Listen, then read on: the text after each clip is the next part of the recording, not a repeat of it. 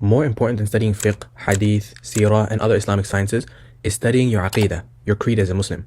And this is a science that is an individual obligation upon all Muslims to study, whether you're a layman or a student of knowledge. As of matters that have a belief behind them but are ultimately taking place on the tongue or limbs, these are called furu'i matters. They are branches that are secondary and can have difference of opinions in them. For example, where you place your hands in salah. This is what we generally refer to as fiqh, where we have the four madhahib.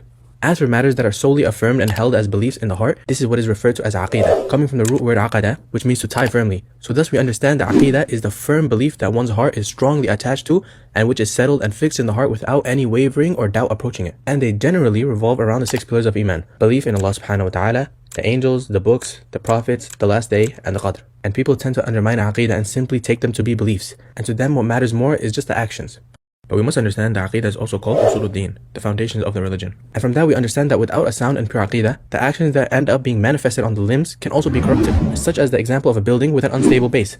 That which is built on top of it is at risk of crumbling. For instance, Aqeedah is directly tied with Tawheed and what it means to believe in the Prophet ﷺ as a messenger.